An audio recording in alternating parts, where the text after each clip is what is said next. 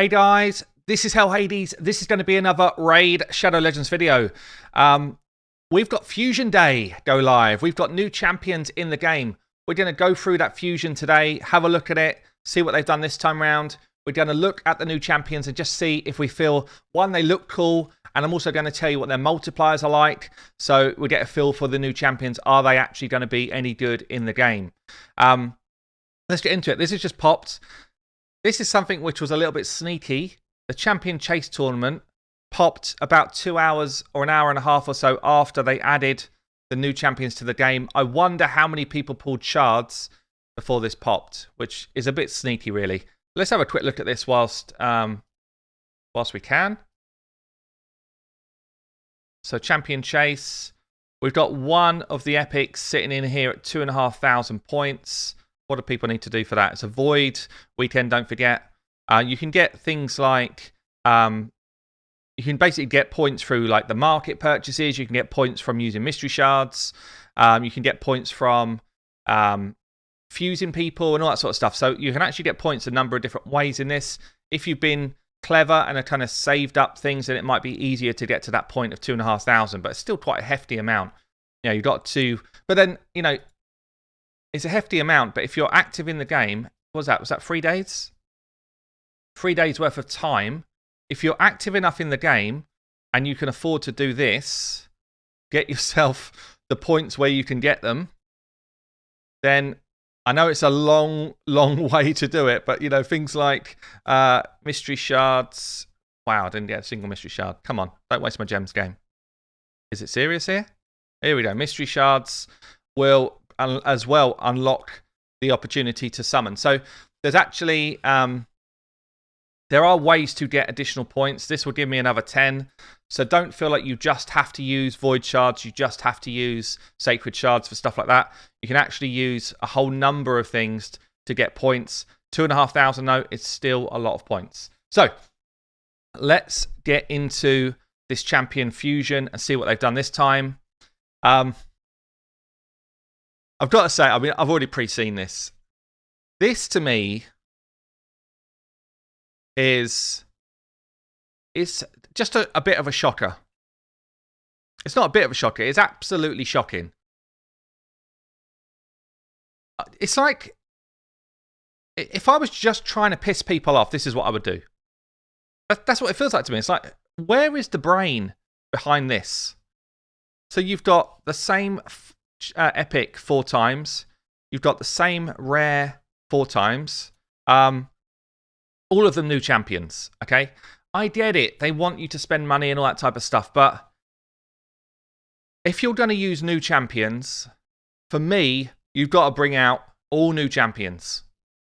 If you're going to put the same epic in 4 times, I tell you now, you're just going to piss a load of people off. Because we're all holding on to epics. Why don't you do 2 new epics, 2 old epics? Even if they're 2 old voids, like, it's just going to piss people off. The other thing is this is now way harder to do than if these were different affinities. Because the chances are people have not just gone and got tons of spirit affinity pots. So you've probably got a blend of pots if you've been half decent at saving your stuff. I've actually been a bit rubbish, but you've probably got a half decent amount of all of these different pots. You probably do not have 100 spirit affinity pots, which means that on Monday you've got to blow all of your energy time and time again in the spirit keep. I'd argue that if you used all your energy in the spirit keep on Monday, you probably still don't have enough to do that. Whilst doing that, you've also got to try and do the events that are going on. So it's just a weak, terrible way of doing it. I feel like it's an awful way of doing it. So anyway, how long have we got here then? Let's go through it. So Astralon, we're going to get into him in a minute. I'm going to talk you through the rares as well and the epic that's in the mix. So Lodrick, we need 4 of. 2 of them are available as rewards in tournaments and events. We've just seen one of them in Champion Chase, and the other one, lo and behold, is in a Summon Rush. So unless you're buying stuff, they're not available. You've got to go the long way around. or unless you've been clever and you've kind of saved resources. But I must admit, saving resources is not that easy when these come around. It feels like these come around really often at the moment. So, full breakdown of what we need.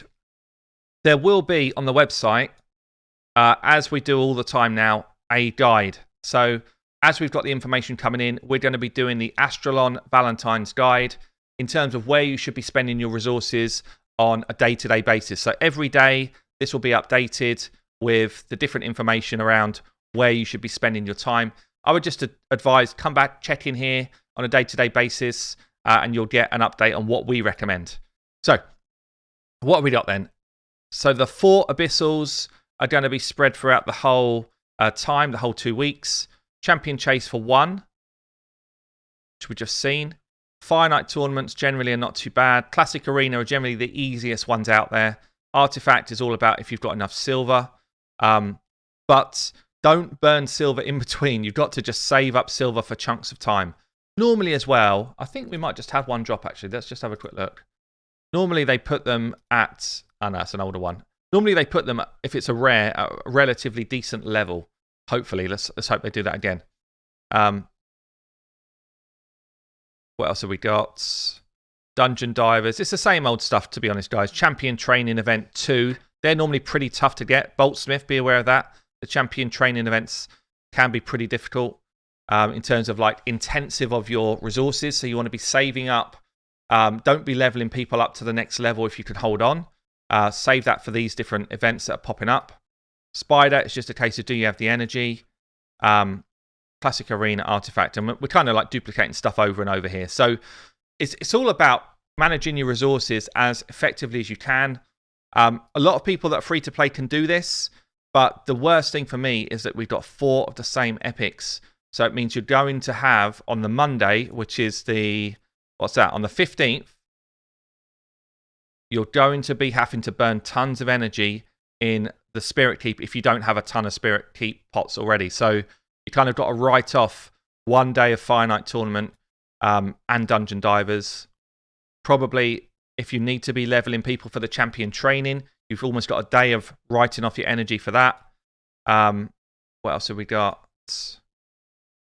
And then it might be as well, if you're having to do it for the 2 weeks, on the 22nd will be the next time that Spirit Keep opens up, the next Monday. Again, you just got to kind of plan that into the different energy usage you've got. So Ice Golem here, you kind of want to try and finish it by the 21st, because on the 22nd, good chance you're going to be back in that Spirit Keep, just farming up pots for Lodrick. So that's the different events. It feels like it's a pretty standard Fusion schedule. It's going to be tough. It's going to be draining on all of your resources. If you've got shards saved up, don't burn them all for the Champion Chase. Get yourself to the point where you get Lodrick, and then save the next lot for Summon Rush so that you can try and get yourself 2 Lodricks. If you can get 2 Lodricks, then you only need 2 of each of these different rares, and that's way more achievable than having to get 4 of each of the rares. Even getting 3 versus 4 will be way more achievable. So just kind of factor in terms of your resources. Where do you know you're going to get the different rares? Where do you think you can get the actual epic? And then factor in your time kind of management around that. Okay then, so first rare on the list is Abyssal, who is a demon spawn. Abyssal, where are you? Where are you? Here we go. Looks like a little tree dude.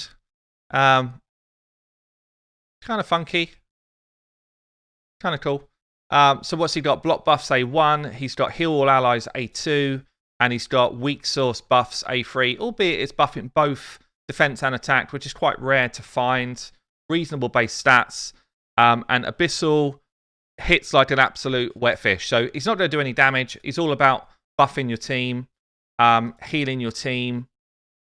Heals by 15% of their max HP. It's actually not a terrible heal because you can build up anyone's HP to whatever you want. So if you put him into an HP team, it's actually not that bad. Block buffs AoE. 30% chance. It's quite a rare skill as well. It's actually kind of good A1. It's a kind of good A1. But it doesn't hit at all. Speed in faction crypts. He's actually kind of good for faction wars, I think. Block buffs, heal, buff your team. He's not bad. He's actually not bad. So if you're just like gaining rares, he's not going to hit at all, but he's actually kind of good as a support, I think. So next one up is Dwarves. We've got 2 in here. We've got Flailer. Flailer, what's we got here? 25% chance of decreasing target's turn meter by 10. You wouldn't bother if you've got just an Armager coming in. Increased defense on this champion and ally with lowest HP. Weak source increased defense. Also fills champion's turn meter. Average skill. And then we've got a single target provoke. A3. Flailer.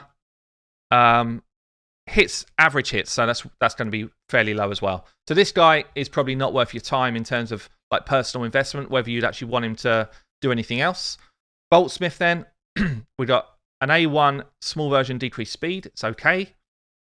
Got an A2 increased crit rate, increased crit damage on this champion for 2 turns and gets an extra turn. And he's got a strong single target hit on his A3.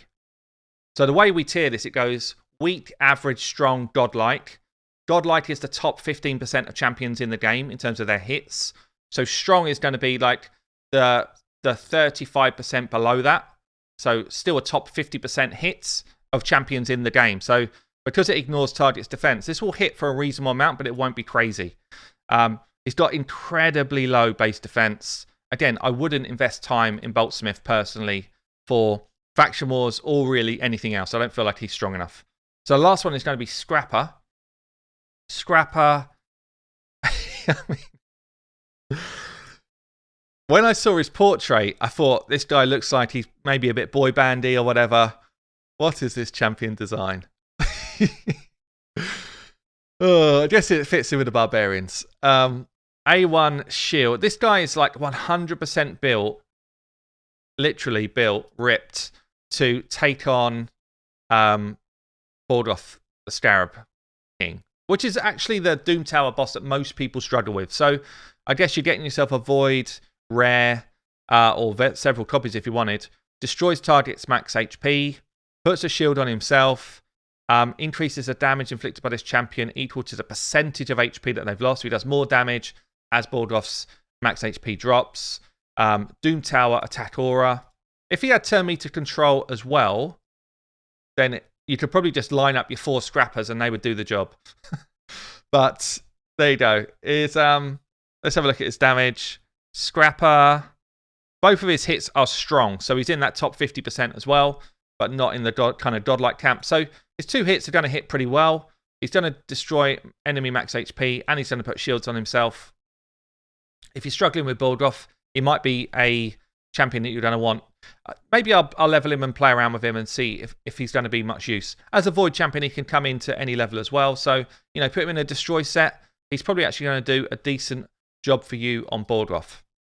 Okay, let's move on to Lodrick. We're going to get potentially 4 copies of this guy. So I guess if you're struggling for books, you can potentially get a couple of books if you can't get Astralon. But what we got here, A1, decrease attack. Interesting, actually. So 60% chance of placing decrease attack for 2 turns on an A1. That's kind of good. That's kind of good. If we compare it to Tyrell, who people favour for Clan Boss, 60% chance of placing on each hit is a 50% chance. So it's not as strong as that. Let's check out someone else who's kind of really strong for that role. I'm thinking Clan Boss here. Jared, I'm thinking. Jared also strong for that role. 1 hit, 60% chance. So it's basically in line with a Jared, who is kind of favoured for that position. So that's not a bad start. Good base stats as well, actually. HP-based champion. It's got removes all debuffs from one ally on a 3-turn cooldown, then places ally protect. Can't remember this guy now. He's an absolute Clan Boss champion. And then 2-turn cooldown. You've got to be careful with a 2-turn cooldown versus a 3-turn cooldown. You need hold out to go off every 3 turns if you want to use him for your stun cleaner. If you want to use him for your stun debuff remover, then actually you want this to go off every time on a 3-turn cooldown. So if you suddenly got a skill that is favoured by the AI, on a 2-turn cooldown, you're probably going to throw out your favoured skill out of sync. So we would need to test it, but just be aware of it. Places a shield buff on all allies for 2 turns, equal to 20% of this guy's max HP. So you're in control of it. It's all about his max HP. His max HP could go up to like a good 60 odd K. So 20% of that is decent. So actually what you'd want is you'd want this on a 3-turn cooldown to go before the stun, potentially, so that your stun champion gets a good shield, and then you take a heal after that. What it does mean, though, is that unless you're running counter-attack and ally attack, you only get 1 hit per cycle of the clan boss with the A1, which means that your decreased attack is at risk. So if you're not running a counter-attack team or an ally attack team, he's probably not enough for a decreased attack champion. A bit like Tyrell, although Tyrell's got a better chance of putting it out there. Good base stats, though. I like it. So can he hit at all on that A1? Lodrick has got an average damage, so he's actually in the bottom 50% of champions hit. So he's not going to hit hard off his HP-based champ, but his utility is actually very good. So I think in terms of a clan boss epic in the mix for people, this guy's decent. This guy is good. Yeah, I actually think he's good. I think he's good, especially if you've got a counter-attack champion going on as well. So I would say this guy's worth getting a copy of for people that are struggling for clan boss champs. He's better than I thought you would get as a freebie epic, I guess. So let's look at the big prize then. Astralon. Looks pretty cool. I do like it. Very angelic kind of feel to it, almost like a demon slayer. But with, I don't know about the red halo. What's the deal with that? Is that just because it's a Valentine halo, maybe? Double swords, both look sweet. Hearts on his shoulders, or flexing those hearts on the calves as well. King of love, good stuff. Okay, cool. What we got then? Good speed, good base attack. We knew that. Can this guy hit? So we've got an A1, which is single target, double hitter, 30% chance of placing decreased defense. Goes up to 50% chance. It's not a very high chance of placing a decreased defense for a legendary champion. I've got to be honest there. A 50% chance. I was hoping this was going to change the terminology to each hit, but it's not. So 50% chance. Pairs up with Countess Lix if you get her. She's not involved in any of this stuff. Or team up if they're on the same team and they use their default skills. She will not team up if this skill is used when counter-attacking or teaming up like an ally attack. So, does it hit is the question. A1 is a strong hitter, so top 50%.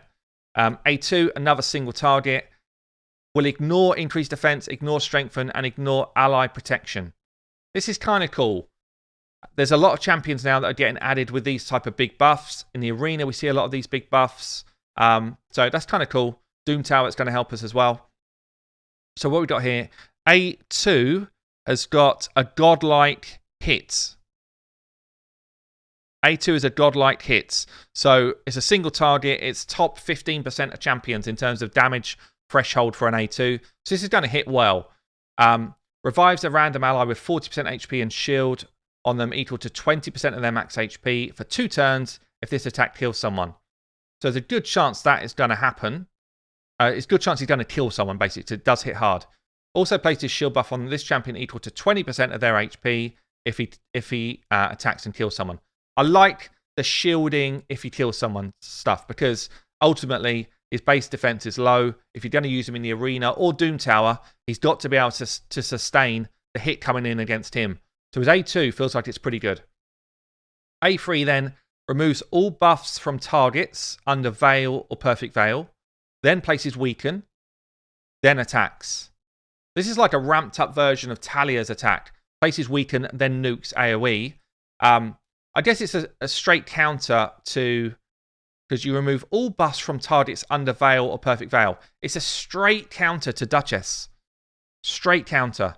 Everyone's going to be under Veils against her. You remove all of their buffs, and then you nuke.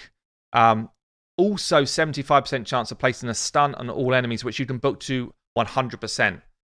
This skill is really good. This skill is really good.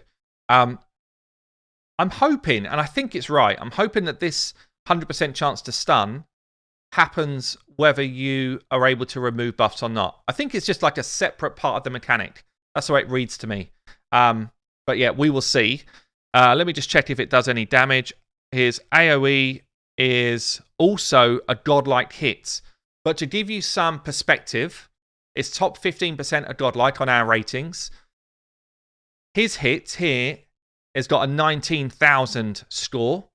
Trunda's AoE godlike hit, which is the highest in the game, is a 27,000 score. And they're all in the top 15% of champions. Okay?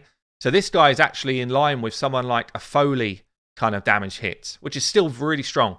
So I think his kit is good. I think people have written this guy off way too early. I really like the A3, certainly as a counter to certain champions and helpful for Doom Tower.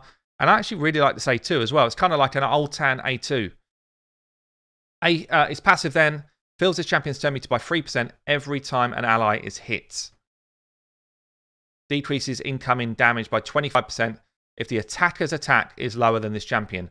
And he's got a really high base attack, so you're going to be building him high attack. So pretty much you can write off, it's almost like he's got an inbuilt strengthen, 25% damage written off. Okay? Fills his champion's turn meter by 3% every time an ally is hit. It's kind of like, it's okay. It's an okay kind of bit. But yeah, I like this guy. I think he's actually pretty cool. I think he's pretty cool. We will test him out. I think he's for a fusion. Nice champ. Nice champ. If he's on par with like a Foley, obviously he doesn't have block revive, but if he's on par for a Foley kind of champion, I think that's good. I think that's a good one to go for. So I'd say, am I going for him? Yes, I am. 100% I am.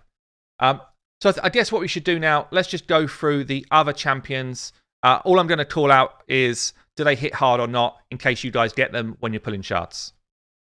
So we're just going to take it through the factions and pick out the new ones. We've got Deacon Armstrong here. I feel like Sacred Order always get a bit of a harsh rap with their like epics and stuff. They just look a bit normal. It's like my dad's just put a hat on and he's walking out there to fight. Deacon Armstrong, does he hit hard? No. He hits weak and he hits average. But you know what? He's got leech, he's got decreased defense AoE, and he's got a turn meter fill. So he's not in there for damage. I think he's a good champion, but he's not going to do damage. Let's move on. Cardial. This guy looks awesome. I absolutely love this skin. What a job. What a job they've done with this one. Damn, that looks cool. He actually reminds me a bit of, is it Guardians of the Galaxies, where they're fighting against that race of gold champion or gold heroes, whatever. Damn, he looks awesome. So he's a support champion. He's got crazy good base stats. Cardial does not hit hard. Even though he looks so awesome, he does not hit hard at all. So yeah, so Cardial doesn't do a lot of damage by himself, but I mean, he's all about the utility he brings. Removing debuffs, putting block debuffs out there, putting revive on death out there, which cannot be removed. That's a really cool ability.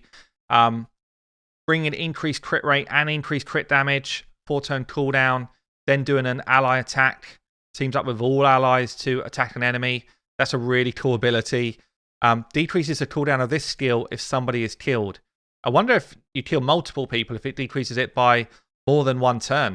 If it does, then that's pretty nuts. Also got here a nice passive. Allies receive 20% less damage from champions from 3 different factions. So again, you can choose when you're going to be bringing them in. Whenever an ally attacks, 15% chance to team up with them and join their attack. This champion will attack with their default skill.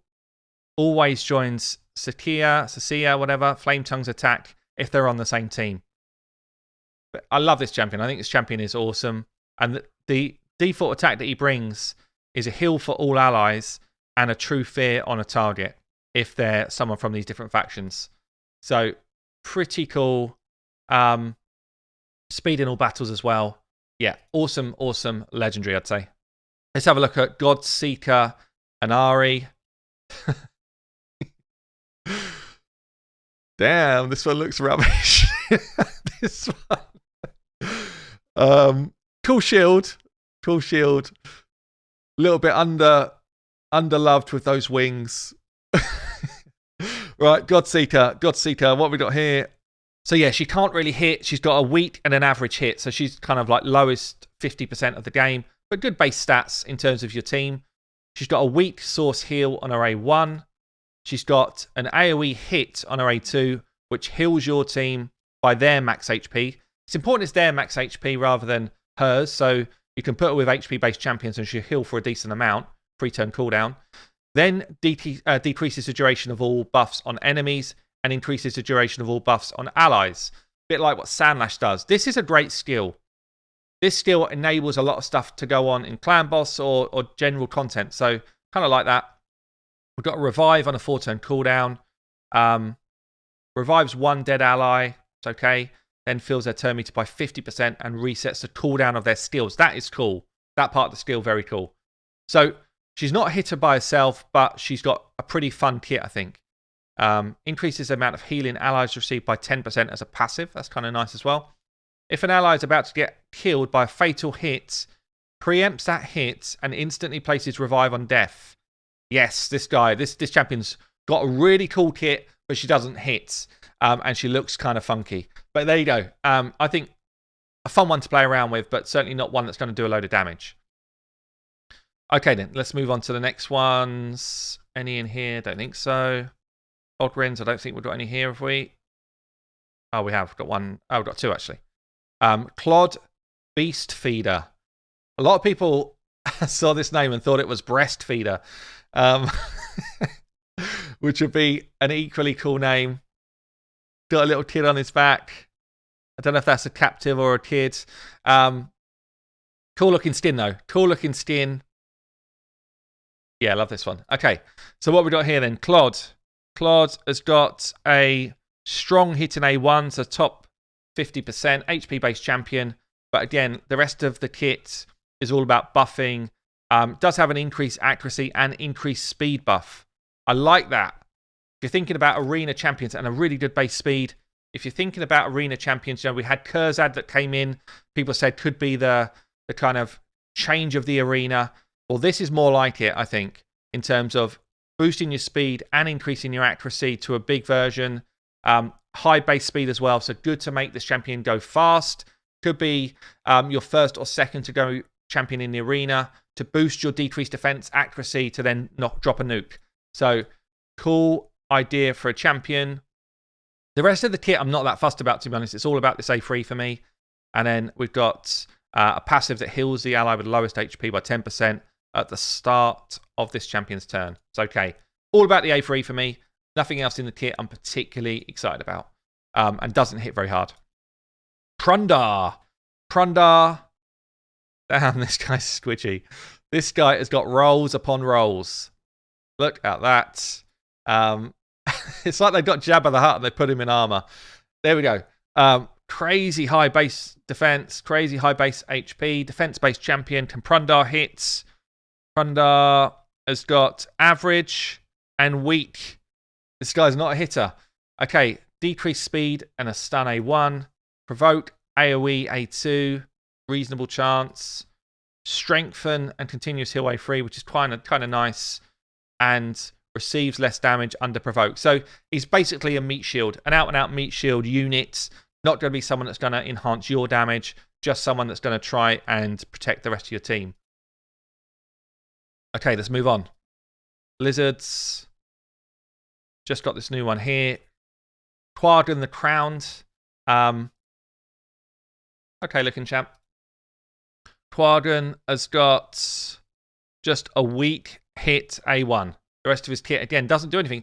Feels like they've got a lot of champions in here that are just buffers or debuffers and not actually hitting on a lot of their skills. But 4-turn cooldown if booked. Requires a reasonable amount of books. Places perfect veil and increase attack for 2 turns on all allies whose attack is higher than their defense, or increase defense and block debuffs on other defensive champions. I mean, this is a pretty cool skill. It means that you're going to buff the damage of all of your damage dealers. You're going to protect your increased defense and protect your increased attack champs. It's a pretty cool skill, actually. Means that your tanks are going to be tanking up damage whilst your attackers are hiding. So in somewhere like Doom Tower, it's almost forcing the enemies to fight whoever you want them to fight, whilst increasing both of your team's damage. It's a really good A3. Heal and shield, and increase the duration of a random buff on a random ally by a turn. That's kind of not bad as well. Good utility champion, good support champion here, I think. But not someone that's going to do any form of damage at all. So let's keep going through. Skinwalkers. No one knew. Orcs. Nodgar. Yikes. What happened to this dude?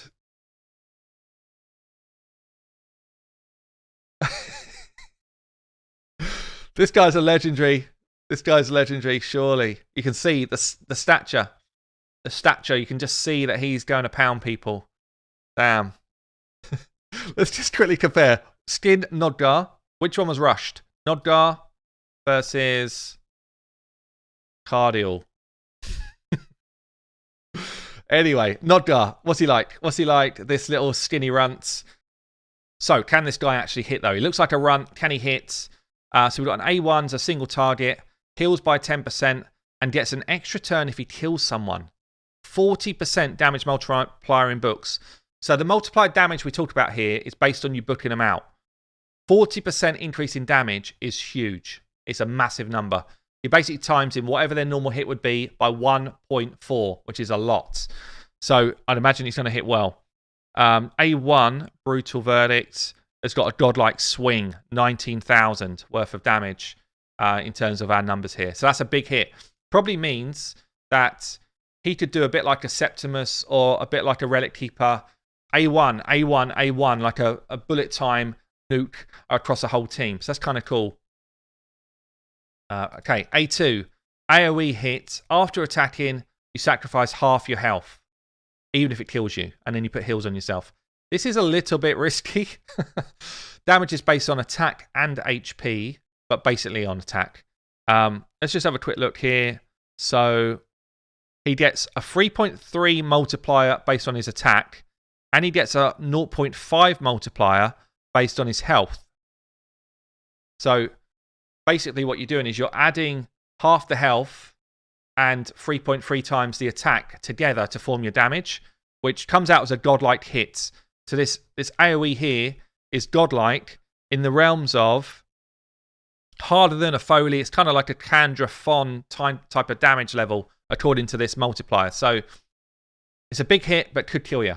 So his A3 then, it's kind of like it's a super cool ability actually. So he halves his health, then equalizes his health with a target. The HP levels of both this champion and the target will be brought down to the lowest one. So if you're fighting a Mountain King with 100k health, he takes his HP, turns it to 6k. He equalizes with the opponent. So 6k plus 100 is 106. It's like 50k. Then will be brought down to the level of the lowest one. So I'm guessing it can't exceed his max HP. So I'm guessing that if you're fighting someone who's got a really high health pool, it just comes back to Nodgar's base health. I think that's the way it's working here. So I mean, it can't kill anyone, but in terms of, it's a shame you don't get an extra turn. If you got an extra turn after doing this, it'd be absolutely broken. But if you're struggling to take out someone with a crazy high health pool, then this could do it. I'm guessing this does need accuracy to land. I'm not sure. I've not seen an ability like this in the game before. I would think it does need accuracy because it's impacting somebody else's health pool. But yeah, that's an interesting one. I'm not sure. I'm not sure if it will or not. None of the rest of his kit does need accuracy, so it'd be a shame if it does. But I feel like it probably does. And then we've got here a passive. Revives this champion with half health, half turn meter when killed if all other allies are alive.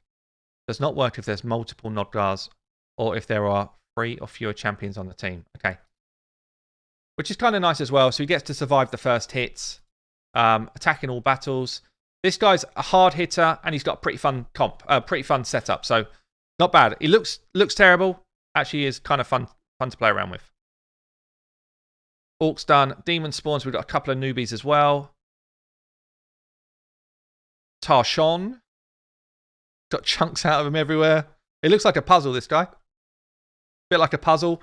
Provoke A1, weaken AoE A2, increase defense, and turn me to fill A3. This is nice for a arena team that's got defense-based champions. There's only a couple of people that do this in the game that increase defense and turn meter. So that's good for a defensive-based champ. Bases strengthen on this champion whenever their health drops below 50. Good base stats. So Tarshon has got a strong hitter on his single target and an average hitter on his AoE. So he's not a hard hitter. He's pretty much all about this skill to allow your defensive champions to hit hard. But he's not going to do a ton of damage himself. Does put weaken out as well, though. So, again, more like a utility champion than a damage dealer. Countess Lick. So this is the one who would pair with Astralon, another winged champion. Again, looks pretty damn cool. Looks pretty cool. A1 weaken. A2 attacks all enemies 3 times and can drop speed and can decrease turn meter. AoE block cooldown skills, 100% if you book it. Lots of books though for a legendary. But cool kit. Removes 1 random debuff from Astralon and this champion at the start of each turn. Not a bad passive. Fills this champion's turn meter by 5% each time an ally receives a debuff. Which is kind of cool as well to get you to go first. Attack-based champion with a high base attack. Can Countess Leaks hit hard? Not really. Average. So A1 and A2 have both got an average hit. Which is a shame. But I guess you've got a triple hit coming in here with utility. Is it going to hit that hard? Maybe not. But it feels like a shame because her base defense is a bit low to keep her alive. It feels like... so this one's a strong hitter. So it is top 50% of champions in the game, but it's not a godlike hit. Yeah, it feels like if you haven't got Astralon, you probably wouldn't use her. If you've got him, then maybe it becomes a bit more useful. But things like block cooldown skills, it's a really strong debuff. So if you get this out and she goes first, then she's making everybody else do an A1 ability instead of their normal abilities, which is a really strong debuff. And it's also, there's only one other champion in the game that can currently do this on an AoE, 100%. That's Lugan. So she's actually one of the only champions in the game that can activate by Stophus's A2, 100% chance to crit, by putting this on an AoE basis. So it's a really rare skill. Okay, who else have we got? Cecilia, another winged champion. Really cool fiery wings and fiery sword. Yeah, pretty cool. So Cecilia has got all strong abilities, all in the top 50%, none of them godlike. Triple hit, AoE, weaken, and decrease defense. This is the champion. Oh, yeah, I remember. This is the champion that can probably completely solo Spider. The cool thing here, places HP burn for 3 turns. So the word places means that it's going to work on all affinities for Spider. For 3 turns, gets an extra turn if an HP burn is placed everywhere. So as long as you've got accuracy, it's going to work. Gets the extra turn and then comes in and instantly activates HP burn on each target. I think Cecilia can probably one-shot a Spider like that on her own, I think, based on that. So very, very cool. Very cool, very different. Is there anyone else? I think we've done most of them. I don't think there was an undead added. I think we got a patch without an undead. Good job, Plarium. Good job. Nothing new there. Night Revs. I've got one new champion here. Pestilus. Kind of cool. Leech A1, HP burn A2, increase accuracy, and increase crit damage A3. I like this is coming in a bit more now. Support-based champion, though. Increase accuracy, HP burn, leech. It's not a bad kind of set together. Pestilus is a weak hitter, so it's not going to do any damage. Just in there for support. And Doom Tower. I guess really, people are really struggling with the accuracy requirements for Doom Tower, so a 50% increase is going to help out anyone who's trying to keep their team alive. Everything else is about healing and Leech and healing is always going to be good for Doom Tower as well. So I guess just a support champion to help you through that stuff. And we've got the new couple of dwarves as well, actually. We've got loads of new champions here. Fodbor the Bard. He does not look like a bard. Does he? This guy. Don't even think he looks like a dwarf.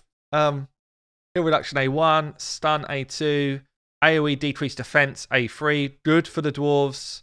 They're getting more utility champions, which is really useful. Fodbor, average strong. So reasonable hitter, but not a crazy hitter. More in there for his utility, which is actually pretty damn good. Low base defense, though. Again, these dwarves, they struggle with defense. Or some struggle with defense, and some are absolutely like caked in it. They don't have like a balanced champion at all. But good utility, I think, for something like Faction Wars. Runekeeper, does Dirk. Leech, increase attack and turn meter. Nice one here for Go Second Arena Champ. Removal debuffs from all allies, then heals all allies. Kind of cool as well for general content. Defense, high HP, support champion. Pretty good kit, actually. This could be used for some speed tuning for Clan Boss as well as this 4-turn cooldown. So, yeah, pretty useful kit. Runekeeper, I don't think he's going to be a hard hitter. No, he's not.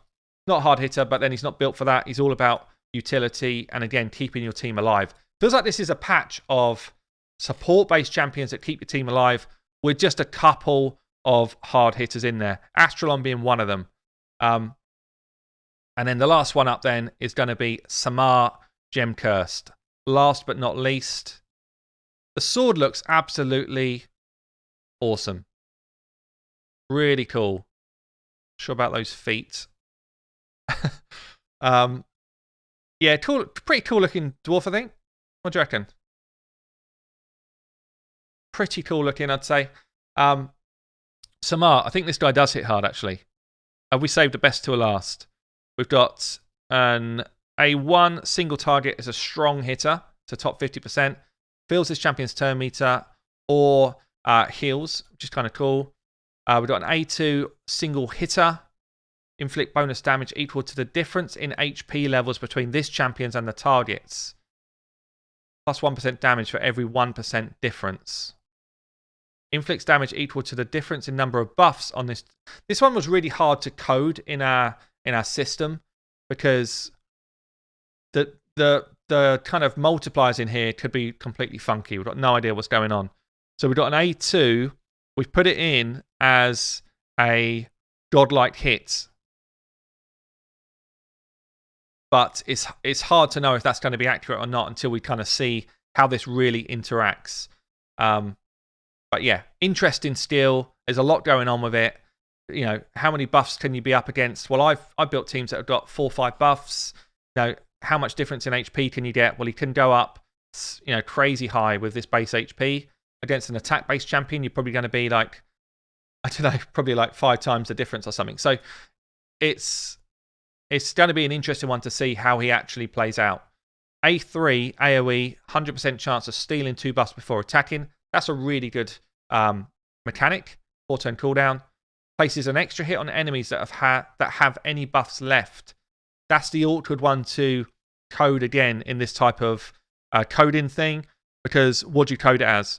I mean, if they've still got a buff left and he's stolen 2 from everyone, then it's going to be a godlike hit at the lower end of godlike. So again, like a Foley smack. But that's based on him hitting twice. So, you know, guess pick where you're going to use him, really. Passive places block damage on this champion for 1 turn at the start of each round. That's kind of crazy. The active effect on a 4-turn cooldown blocks incoming damage and places block damage buff on this champion for 1 turn when they receive a hit that would drop their health below 30%. Kind of means he's definitely going to get a turn. I like it. So this being a strong hitter and this passive being kind of crazy, feels like he's got a lot going for him. He's someone I'm really interested to play around with and just see what you can get going with him. But seems like a cool dwarf to me. HP based, good hitter. Seems like another kind of sweet champion to play around with to me. So there you have it, guys. New champion's done. Fusion is going to be a good champion, I think, but I hate the way they've done it in terms of the champion loadout. Sorry this is so long. Hope you've enjoyed it, though. I've been Hell Hades. I'm getting out of here.